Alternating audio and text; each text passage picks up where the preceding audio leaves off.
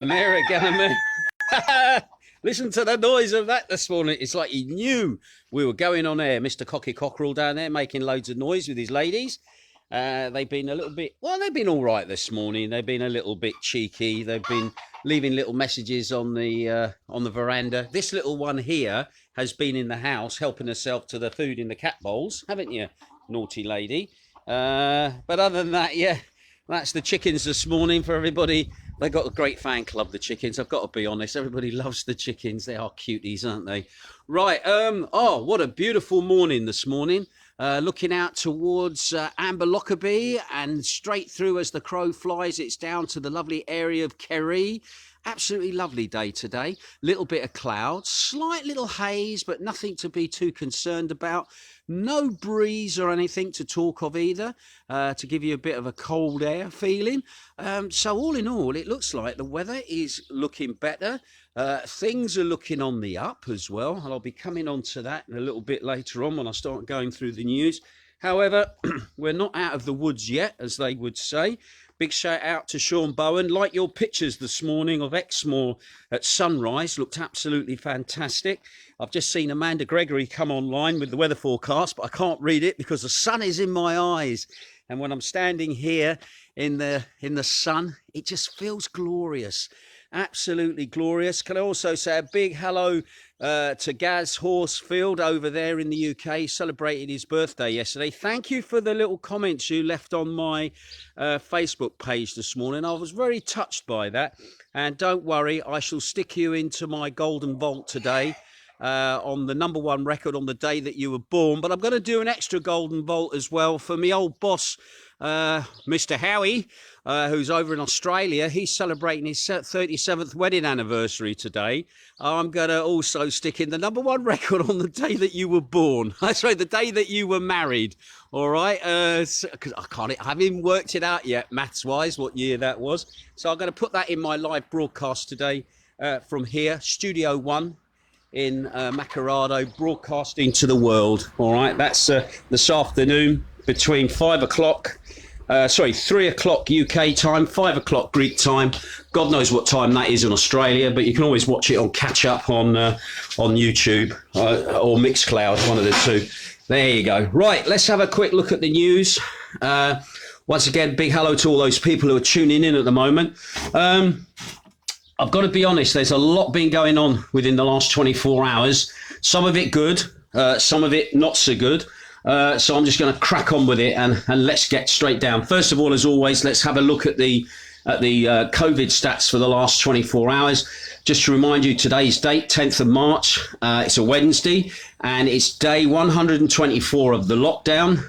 And these are the stats for today. Now, we did say yesterday that things looked like they were going down. However, my last report to you is that we had 1,165 new infections across Greece. However, yesterday we had 3,215 new infections recorded across Greece. That now brings the grand total since the pandemic started to 209,462. 51% of those are men, okay?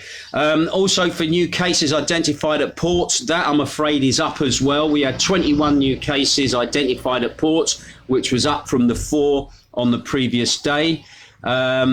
Now, according to the national stats, this is looking very interesting at the moment. There were 5 new cases in Lefkada. There were 3 new cases in Kefalonia. There were 10 new cases in Corfu, and the national stats have put Zakynthos down with 12 cases on the national statistics. Now, that is the highest it's ever been for one day, and that is 12 cases on their national stats. However, on the ground at the moment, locally, yesterday, we had 3 new cases. One was a 7-year-old student, the other was a 17-year-old, and the last was a 20-year-old. Now, the schoolgirl, the 7-year-old, she was from the 4th primary school. She didn't go to class, obviously, because her family were in quarantine, and obviously she has contracted it through basically knowing somebody as well. Okay. Now, interestingly, all of those people had mild symptoms. All their contacts are now being traced. However, there was another case, but this one is not going on the national statistics. And the reason for this is an employee of the municipality of Zakynthos, who yesterday went to the hospital. They'd undergone a molecular test and they were found to be positive. Now, the reason that hasn't gone on the score is because the citizen had already had the virus before. And of course, she tested positive. And so because of that, and she tested positive in the past, it was decided that her result wasn't going to go onto the national stats list. And so that means, I think, once you've had the virus, if you get symptoms again, you're going to test positive anyway because you've had it through your system. So anyway, interesting that. And that person works at the municipality. No mention as to whether that person is at home in quarantine or whether they've been allowed to go back to work, which I don't think probably has what has happened. But anyway, we'll keep an eye on that. As for the total amount of positive cases we've had on Zakynthos since the beginning of the year, that brings our total up to 134 positive cases since the beginning of the year.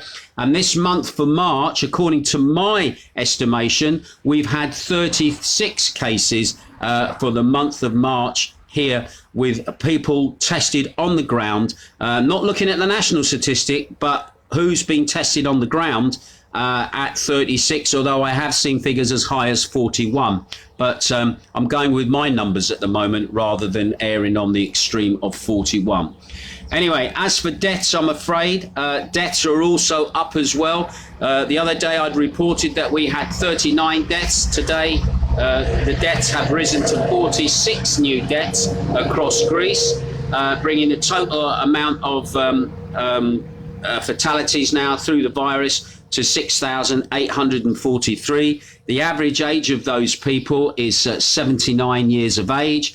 And 96% of them had underlying health problems or were over the age of 70.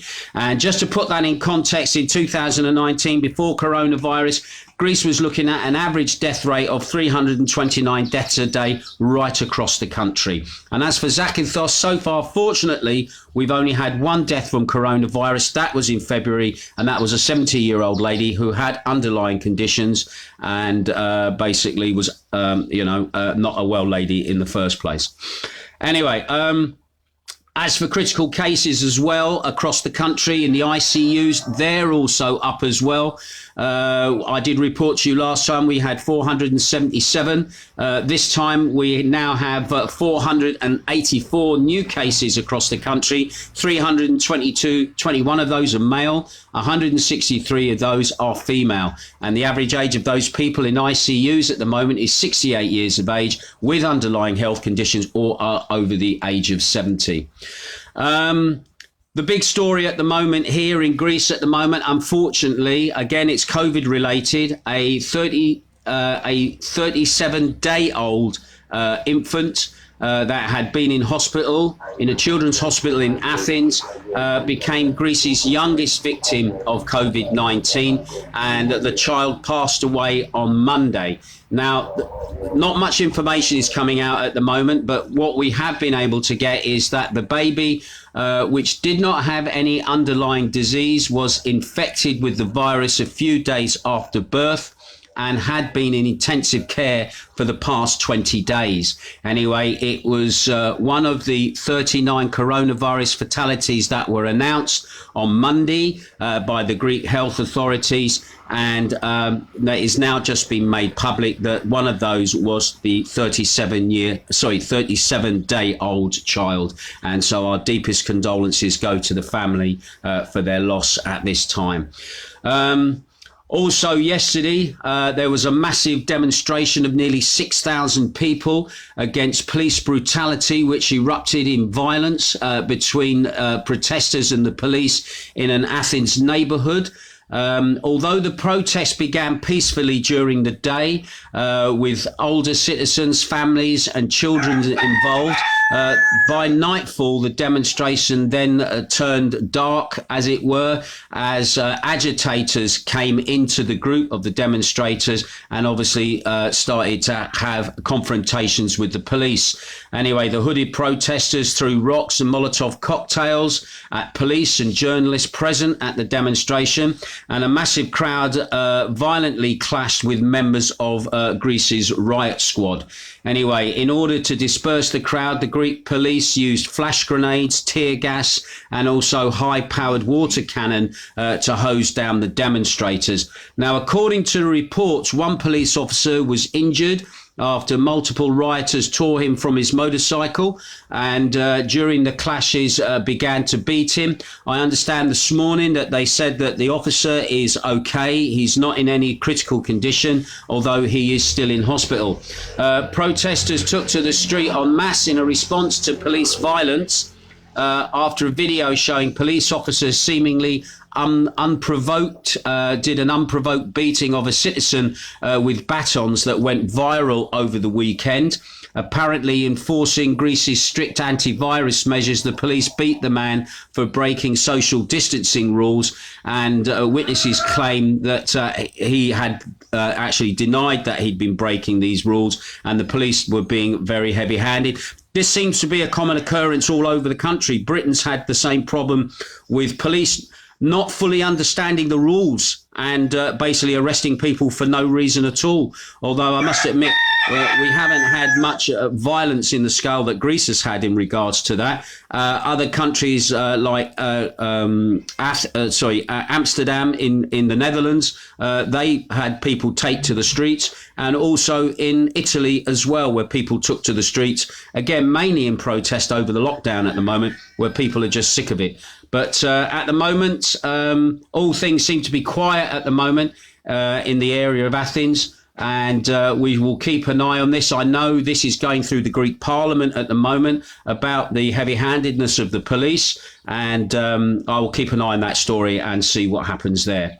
Also, another COVID-related story is the research undertaken in the UK that has confirmed that the Pfizer BioNTech vaccine is effective against the Brazilian P1, the Kent and South African virus mutations. They're the three major variants that are spreading across at the moment. Here in Greece, we have had cases of the Kent and the South African. Not too sure about the Brazilian P1 at the moment, whether we've had any cases of that. But once again, for those people, if you're eligible to be able to register for the vaccine, you can do that now. Vaccinations supposedly are going to be starting around about the 16th of March at the moment. That is across Greece. Whether that happens here in Zakynthos, I'm not 100% sure at the moment. We're still waiting for the local MPs, whose mate is the Minister of Health, to make deliveries here, whether deliveries are going to be basically heading towards Attica, where they have the main problem at the moment. But again, you can go to your local pharmacy here, book yourself an appointment, and they will give you more information at your local pharmacy. Also, interestingly, yesterday, the President of the European Commission, Ursula von der Leyen, has stated that the Union will not allow pharmaceutical companies to export vaccines manufactured in the EU if the companies have yet to honour their existing delivery agreements they have with the Union. The President quantified that the move by confirming that AstraZeneca has delivered less than 10% of the agreed doses to Italy during the first quarter of the year. I think, again, this is von der Leyen coming late to the party, bit of damage limitation exercise going on here. You already had interfered, madam, with the orders that countries had made by then stepping in and demanding that you took control of it. If those countries had a deal going, I'm sure the pharmaceutical companies were going to honour those deals in the first place. I would just like you just to shut up, to be quite honest, simply because you've done absolutely nothing in the way of sorting this thing. You've just muscled in there, trying to take control of something you felt that you should be in control of. But in some ways, if countries have already done a deal, for deliveries. I think it's up to those nations to chase those deals and not for you, because at the moment you've been completely ineffectual. You haven't led, you've kind of hid, I think would be the best way to describe it. Now, good news. Now some good news, which I know everybody was talking about yesterday on social media here in Zakynthos. There is now light at the end of the tunnel. The tourism minister, Harry Thurakis, said yesterday, people who are vaccinated against COVID-19 have antibodies or test negative can travel to Greece this summer, all right, for the holiday. And tourism, our major income earner here, is on the way back. And there have been dates bandied around, and the most common date at the moment is the Brits will be allowed into Greece on the 14th of May. This was all addressed at the Berlin trade show, which actually they did online, believe it or not. And Greece did its part of the Berlin travel show from the Acropolis Museum and broadcasted there about coming to Greece and made its announcement. Anyway, Greece is ready, they say, to comply with the protocol for the summer of 2021. Tourists are welcome if before they travel they are vaccinated or have antibodies or test negative, and all tourists will be subject to random testing when they arrive here in Greece. He said the authorities would prioritise the vaccination of people working in the hospital sector once the most vulnerable were vaccinated, and were mandating the frequent testing of employees. Greece, this is what the papers are saying, Greece has imposed lockdown in several parts of the country to stem the spread of the coronavirus pandemic. Yeah, we're still locked down now, mate. After a surge of new infections piled pressure on its health system, but it has still fared better than most of its European countries, with almost 7,000 deaths, not quite there yet at the moment, since the pandemic began. All right, so basically we're on the way back. 14th of May. I'm very interested at the moment. Looking at us personally at Magdalena's, we are surrounded by a lot of Dutch hotels where we get a lot of Dutch tourists. I've not heard any word about what's happening with the Dutch tourism market, because if the Dutch market opens like they normally would do, they're normally the first people to actually start arriving here in Zakynthos.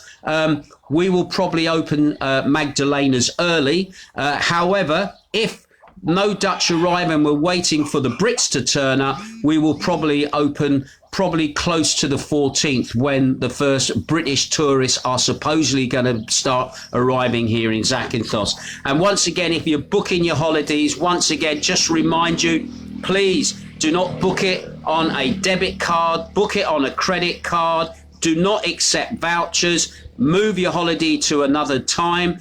And also, once again, please check that the company you're booking with has got ABTEC holiday cover and is not operating without it. There are companies that are operating without it, and if there is a trouble in the summer, you may become a victim of having to pay extra money to get home again, all right? So make sure you check your booking conditions with whoever you're going to book with. Right, another little sad story, from the good news to the bad news. An investigation was launched on Monday to find the perpetrators behind the deadly poisoning of two black vultures, a spotted eagle and a European wildcat, which were found dead at the weekend in the forest area between the villages Komaflora and Dadia in the Thrants area of northeastern Greece. It seems that there is a big national park area up there. Now, the National Forest Park of Dadia, Efkanini and Sufi stated that the two black vultures were located using satellite transmissions, which were worn by one of the two birds. While they also spotted the eagle and the wildcat, they were found poisoned. Bait had been used to obviously kill them, and they were found using a specifically trained dog. Now, the incident, they're saying, is a huge blow to the endangered population of the black vulture, which has just 30 to 35 identified in the country in recent years. Anyway, the poison used, which was responsible, was so powerful, they said, that the animals probably died before they could leave the area where it was consumed.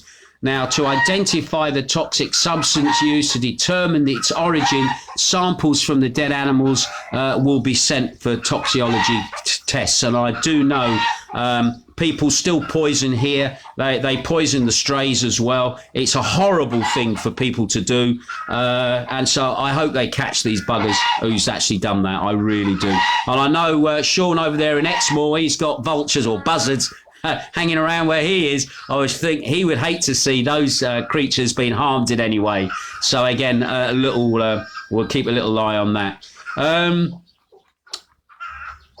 Let's just scrolling down to, oh yes, I'm going to put this story in actually because I think this is important. A New Democracy MP has called on the Justice Ministry to scrap an article of civil law that allows the conditional marriage between a minor and an adult. Yeah, can you believe that goes on here in Zakynthos? Oh, sorry, in Greece, shall I say. Yeah, stressing it is a blatant human rights infringement, especially of women. Obviously, we had Women's Day the other day. Anyway, the MP, Thasos Pelvis, said that the article in question stipulates that the court can, after a hearing, the hearing from the bride and groom and persons exercising custody of the minor, allow the marriage even before the age of 18, if there is an important reason. Now, I cannot see any important reason for a 13-year-old to be marrying a 40-year-old or whoever at that age. But anyway, the provision, Perev said, could allow this exploitation of minors and marriage between adults and minors without any restrictions. In fact, it should not be overlooked that the brides are primarily minors who may be forced to make a statement due to pressure from their family or social environment, especially in certain population groups, they say, of closed societies. He said, asking the ministry if it intends to amend this article. Well, I think as a matter of human rights, the Greek Parliament, I think, is obligated to change that law. It's amazing that it still stands even in 2021. But anyway, again, we shall follow that. And well done to that MP as well for obviously bringing that to public light as well. And finally, another little bit of mixed news for you. Government sources said on Tuesday that Greece will deliver 50 tons of animal feed to the Togo-flagged ship, the Elbek, which has been stuck at sea for nearly 3 months in the Mediterranean, carrying hundreds of cattle which have been rejected by their buyers amid fears of disease. Now, the vessel is expected to sail for Spain once the food transfer is completed later yesterday evening. That's what the Agricultural Ministry were telling Reuters last night. Anyway, Spain's government could not confirm it was expecting the return of the Elbek, which left the Spanish port of Tangier in December. Bloody hell, that's a long time ago, with nearly 1,800 cattle which were for sale in Turkey, believe it or not. Anyway, Turkish authorities rejected the animals and another shipment of 800 Spanish cattle aboard the Lebanon-flagged ship over concerns that they had bovine blue tongue virus, turning the vessels into an international pariah. Anyway, since then, various countries have refused them entry, even just to replenish animal feed. And a Greek shipping ministry official told Reuters that the Elbek was not allowed to dock at any Greek port, but it had received fuel off the island of Crete in recent days. The vessel is currently moored off the port of Kalamata in the southern Peloponnese Peninsula. I've got a feeling I have a contact up there. Bruffy is in that location. I wonder if Bruffy may have actually seen the vessel. But anyway, at the time this announcement came out, they were expecting deliveries of food for the crew and obviously for the cattle as well. And another comment said from the regional official, we are in the process of transferring the supplies for the animals and for human consumption for the crew of the vessel. The operation is still in progress. Anyway, after the after its return from Spain on February the 25th, a team of government officials and veterinarians deemed the animals unfit for transport and ordered them to be slaughtered. But the vet's report did not say if the cattle tested positive for the blue tongue, or that was just assumed, which causes the lameness, hemorrhaging among cattle, but it doesn't affect humans. Anyway, the Spanish government said in February that all the animals on both ships left Spain with the necessary medical certificates. Well, I'll raise a few eyebrows there. Anyway, so that's the news for today. Let's just have a quick look at who's been tuning in. Thank you for staying with me. I've got a feeling a lot of excitement at the moment from people just looking forward to getting back here. Hopefully round about the 14th of May. It's all going to hinge now on Boris in the UK, if he's going to live up to his promise of getting people back to work and also lifting any restrictions at the moment for people booking holidays, etc., etc. But we shall wait and see. Anyway, Andy Johnson is tuning in. Nice to see you. Lindsay Lamb is watching as well. Jan Lawrence is watching. Jan says, morning. Thank you, Jan. Emma Marco in Essex is watching. Jerry Coyle, Raffridge Buddy's tuning in. Sean Bowen is over there in Exmoor tuning in, checking on the vultures. Good morning from Amanda. She says, good morning, Ginge. Sunshine with cloud. Yeah, it's got a bit cloudy. A high of 18 degrees, will feel like 20. Rain this evening. Oh, my God. And it's an orange alert for thunderstorms. Oh, bless, and have a great day. Well, it looks like we might have a bit of thunder and lightning, everything frightening. Galileo. We'll wait and see that one. Oh, and I've just remembered where the orange alert came from. That came from The Prisoner. Do you remember The Prisoner? Patrick McGowan, fantastic television series. I am one of the original 1,000 members of the 6 of 1 fan club for The Prisoner. Oh, all the way back, way back. Anyway, so orange alert, all right? Anyway, Mike Gattenley is also tuning in as well. Tim Crystal's tuning in. He says, good morning from a wet, cold Oxford. Jack Harmer is also tuning in. Nice to have you, Jack. How's the cycle riding going? Barry Leatherdale is also tuning in as well. Amanda Gregory is watching, obviously. Gary Horsfield, he says, morning, Ginge. What a great wake-up call. Hearing the birds calling. Oh, bless you. I didn't know I sat in. Oh, hearing the cockerel. Yeah. Yes. I've got one little girl just down here and she's just waiting. Bless her. Lyndon Erickson is watching from Wales. Lovely to have you tuning in. Jerry Coyle says, morning from a wet and windy Mansfield. Paul Smith is watching as well. Lovely to have you tuning in. Shane Bowen says, Gallimera Ginge from a very wet and damp and stormy Exmoor. Let's hope the caravan doesn't get wings and blow away in the 80 mile an hour gusts. Well, you stay locked down. I bet the buzzards are well out of the way if that's the situation there. Anyway, Lyndon is also saying, morning, Ginge, horrible day here in Wales. Philip Ellis is tuning in as well. Julie Meldrum is tuning in. Nice to have you here. Debbie Wilswam is also tuning in. John Bailey as well. Rud van der Hee. That sounds like a Dutch person to me. Lovely to have you tuning in, Rud. What is happening over in Holland at the moment, in the Netherlands, in regards travel to foreign climes? Because to be honest, not hearing anything about what's happening with the Dutch season at the moment. I would love to know, is it on the cards for you to be coming to Greece? Are you still having severe lockdown over where you are? I'd be really keen to know, because in some ways we need the Dutch to come.